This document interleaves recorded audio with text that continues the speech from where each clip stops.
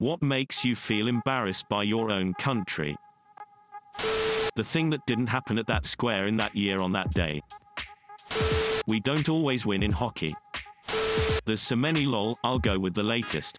Last week a Solidarity fridge was placed in a street in Salvador, fourth biggest city in Brazil. This is a project where they leave a fridge where people can donate food and the homeless can take it. It was stolen less than 24 hours after being placed.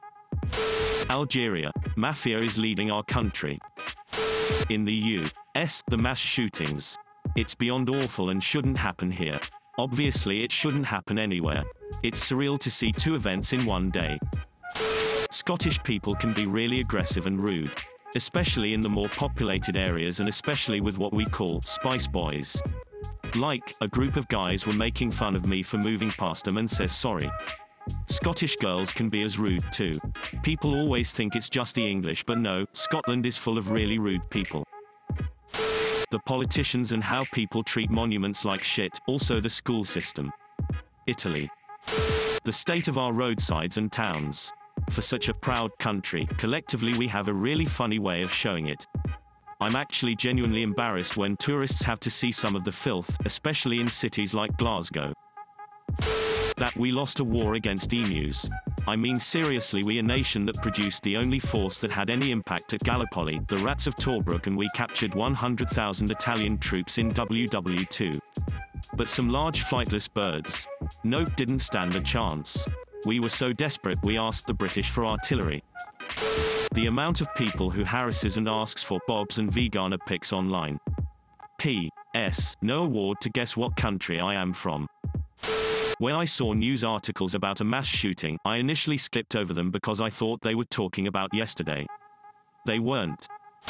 The Dutch government paid Microsoft 10 mil to keep supporting Windows XP.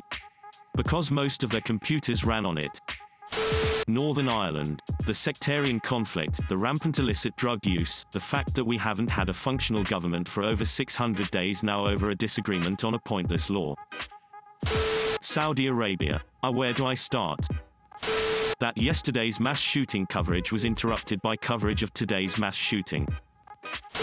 People here love to show off by saying Nikola Tesla is ours. Our blood, our intelligence and so on.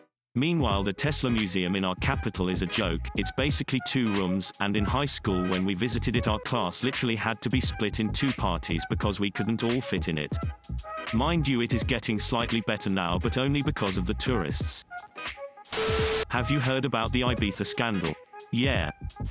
It's a small thing, but I dislike how many British people enjoy showing how British they are online.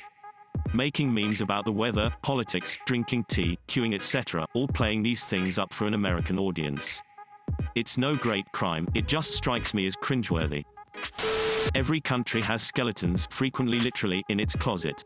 The world ought to be united in utter embarrassment at the way we have conducted ourselves at different times. This is coming out less uplifting than I meant it to. Death to America. Proceeds to send their children to America for a better life. Iran, ladies and gentlemen.